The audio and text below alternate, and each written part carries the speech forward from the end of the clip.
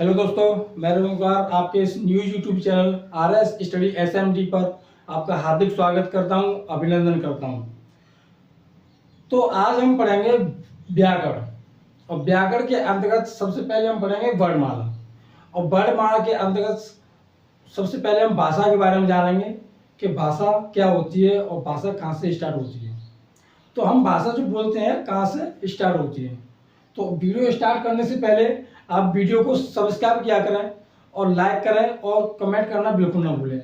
और सबसे बड़ी बात, शेयर जरूर किया करें ताकि मेरी वीडियो सबके पास पहुंच सके और सब इस वीडियो का आसानी से लाभ उठा सकें। तो आइए स्टार्ट करते हैं वर्णमाला।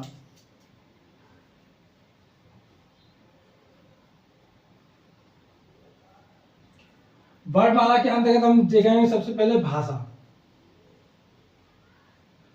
तो भाषा के बारे में अगर हम जानेंगे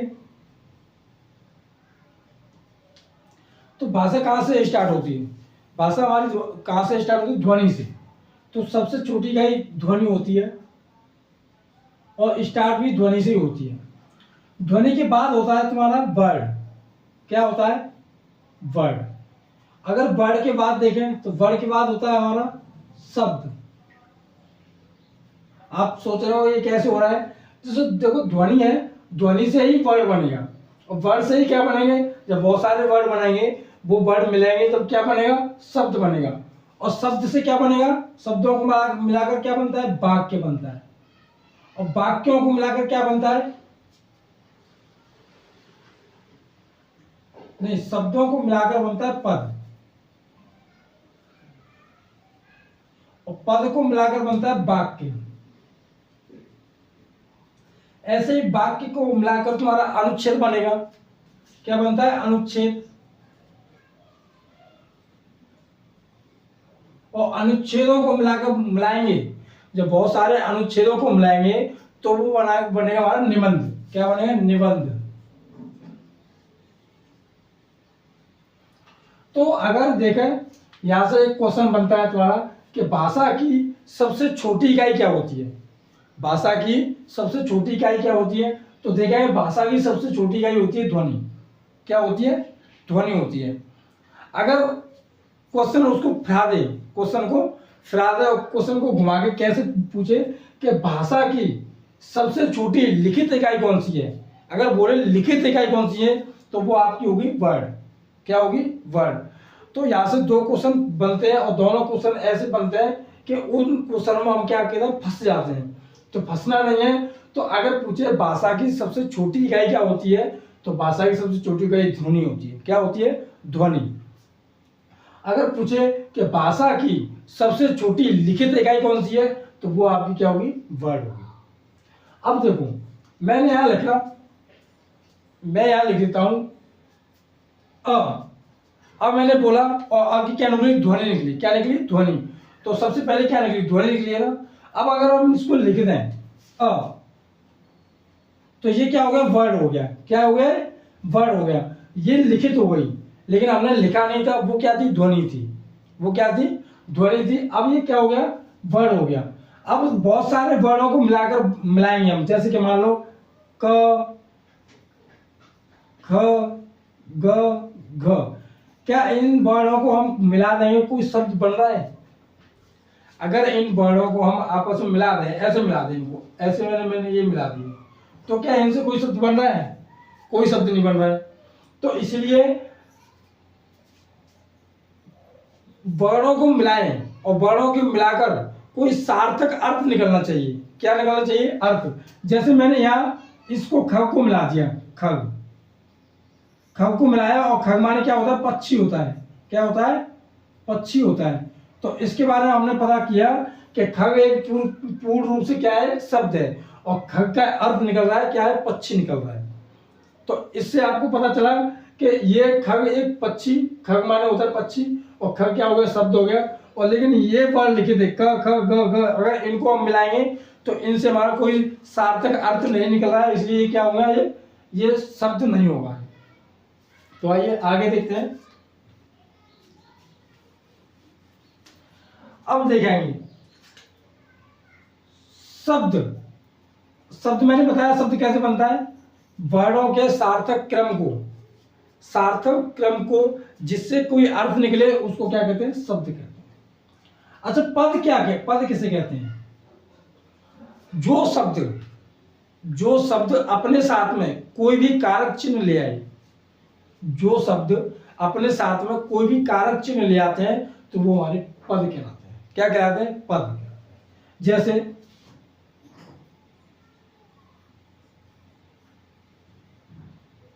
रवि ने खाना खाया। तो देखो, मैंने ये पूरा वाक्य लिखा और वाक्य क्या लगा देखा हमने, ये सारे शब्द लिखे हैं, लेकिन ये शब्द अपने साथ में क्या लिखा है? कारक चिन्ह लिखा है, ने, कर्ता ने। तो ये कारक चिन्ह लेके आया तो ये क्या हो गया? ये पद हो गया, ये भी पद और ये भी पद। ये शब्द ना होकर क्या कहलाएंगे? ये आपके पद कहलाएंगे। क्या कहलाएंगे? पद कहलाएंगे। तो आइए इनके बारे में, जैसे ही पद को मिलाकर जो पद मिले हैं, पदों को मिलाकर क्या बना? वाक्य बना। और वाक्यों को अगर ऐसे ही वाक्यों को मिलाते जाए तो वो अनुच्छेद बनेगा, और अनुच्छेदों को मिलाते जाए तो क्या बनेगा? निबंध बनेगा। तो इनके बारे में आप लोग समझ गए होंगे कि एक बार और मैं बता देता हूँ। भाषा की सबसे छोटी इकाई ध्वनि होती है और भाषा की सबसे छोटी लिखित इकाई वर्ण होती है। और वर्णों के सार्थक क्रम को क्या कहते हैं? शब्द कहते हैं। और शब्दों के सार्थक क्रम को क्या कहते हैं? पद कहते हैं। पद में अगर कोई भी शब्द अपने साथ में कारक चिन्ह ले आता है तो उसे पद कहते हैं। पदों को मिलाकर क्या बनता है? एक वाक्य बनता है। वाक्यों को मिलाकर क्या बनता है? अनुच्छेद बनता है। और अनुच्छेदों को भी मिला दें तो क्या बनेगा? हमारा निबंध बनेगा। तो इनके बारे में आप लोग जान गए होंगे और देखते हैं।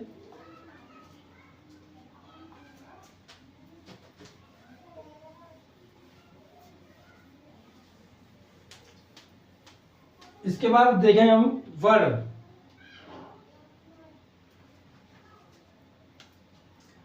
वर्ड कितने प्रकार के होते हैं? वर्ड कितने प्रकार के होते हैं? वर्ड हमारे दो प्रकार के होते हैं, एक होता है स्वर और एक होता है व्यंजन। वर्ड के बारे में जाने तो सबसे पहला एक होता है हमारा स्वर और एक होता है व्यंजन। एक स्वर और एक व्यंजन होता है। स्वर और व्यंजन क्या होते हैं? तो जो भी स्वतंत्र रूप से बोले जाते हैं, जिनको बोलने के लिए किसी की सहायता नहीं लेनी पड़ती है, उसको हम स्वर कहते हैं। और जो स्वतंत्र रूप से नहीं बोले जा सकते हैं और जिनको किसी की सहायता की जरूरत पड़ती है, उसको क्या कहते हैं? हम व्यंजन कहते हैं। जैसे मैंने यहां लिख दिया अ। क्या लिख दिया मैंने? अ। क्या अ को हम लिखने के लिए क्या मुझे व्यंजन की जरूरत पड़ी? नहीं पड़ी, क्योंकि अ एक स्वतंत्र है, यह अपने आप में पूर्ण है। लेकिन मैंने यहां लिख दिया क। क्या ये क पूरा है? पूरा तो है, लेकिन किसकी सहायता से? स्वर की सहायता से पूरा है। किसकी सहायता से पूरा है? स्वर की सहायता से पूरा। जैसे कैसे स्वर की सहायता से? जैसे इसमें इसको अगर हम तोड़े तो क प्लस अ ये निकलेगा। ये दोनों मिलकर पूरा क बना रहे हैं। अगर आ को इसमें से निकाल दिया है तो क पर ये हलंत लगा। ये हलंत क्या कहता है? कि ये क आधा है। हलंत बताता है कि ये क कैसा है? आधा है। इसलिए ये स्वतंत्र रूप से बोले जाते हैं, ये स्वतंत्र रूप से नहीं बोले जाते हैं।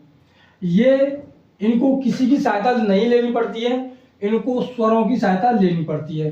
तो इसलिए ये स्वर, ये व्यंजन। तो आइए देखें, लिख देते हैं।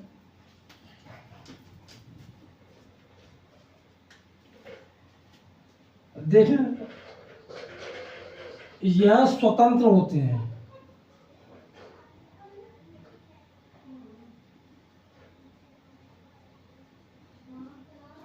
ये स्वतंत्र होते हैं और व्यंजन ये स्वतंत्र नहीं होते हैं।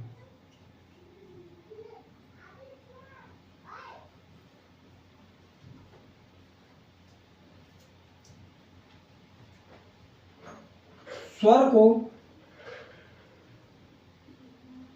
व्यंजन की सहायता नहीं लेनी पड़ती है।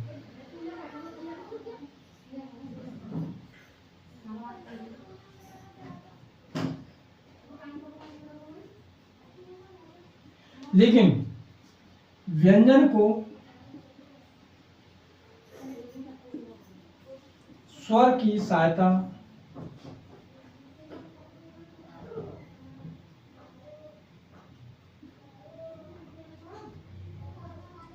लेनी पड़ती है।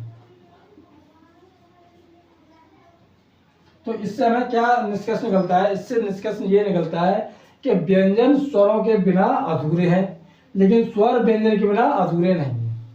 इससे ये निष्कर्ष निकलता है। तो अगर हम देखें तो स्वरों की संख्या कितनी होती है, तो अगर इसमें देखें, एक यहां से आता है स्वर की संख्या।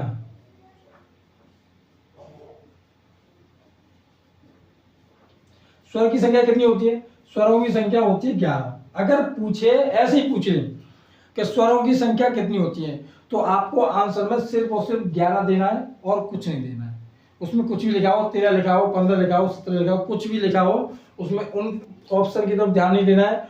आपको ऑप्शन सिर्फ सिर्फ 11 देखना है। अगर क्वेश्चन ऐसे दिया है कि स्वर की संख्या कितनी होती है, तो कितने हुए? 11 होते हैं।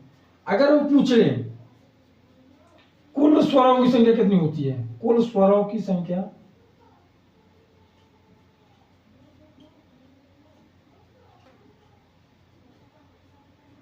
कुल स्वरों की संख्या पूछ ले, तो आपको सिर्फ और सिर्फ 13 आंसर देना है। क्योंकि अभी बताऊंगा क्यों ये 11 क्यों, ये 13 क्यों। अगर व्यंजन पे आते हैं, देखो इसके बारे में देख लेते हैं कि क्योंकि इसमें छोटी अंग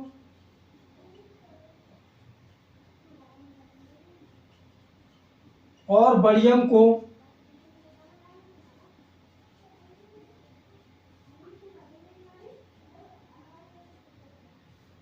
अयोग्य माना गया है।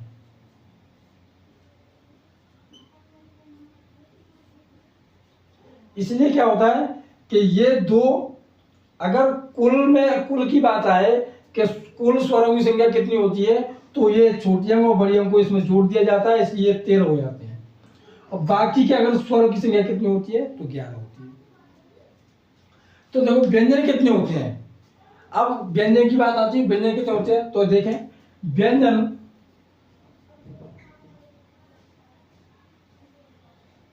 की संख्या,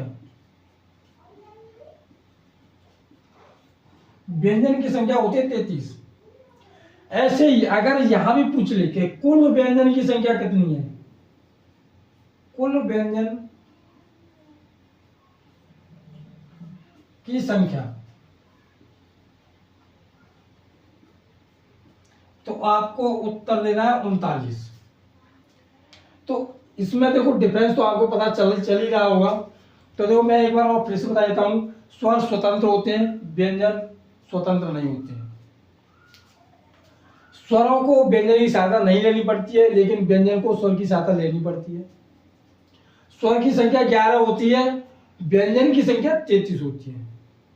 कुल स्वरों की संख्या 13 होती है, कुल व्यंजनों की संख्या 39 होती है।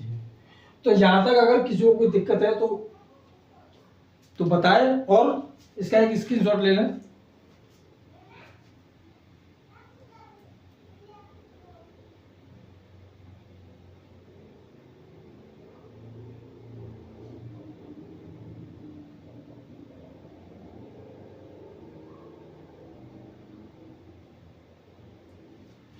तो इसको मैं बता देता हूं। आप बिल्कुल बेफिक्र होकर ऐसे ही पढ़ते रहें और वीडियो को शेयर करते रहें। मैं इस चैनल के माध्यम से आपकी यूपी टेट और बाकी के एग्जाम के लिए व्याकरण और बायोलॉजी, जो भी व्याकरण, बायोलॉजी, मैथ, इन चीज़ों को पूरा कराऊंगा।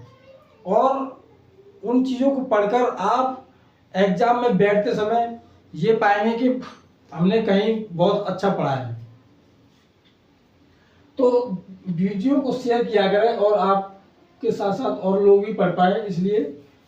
और सब्सक्राइब जरूर करें और लाइक भी, और कमेंट में जरूर बताया करें कि सबको समझ में आ रहा है या नहीं आ रहा है। तो आज के लिए इतना ही बहुत है, बाकी का कल पढ़ाएंगे। और वीडियो को शेयर जरूर करें।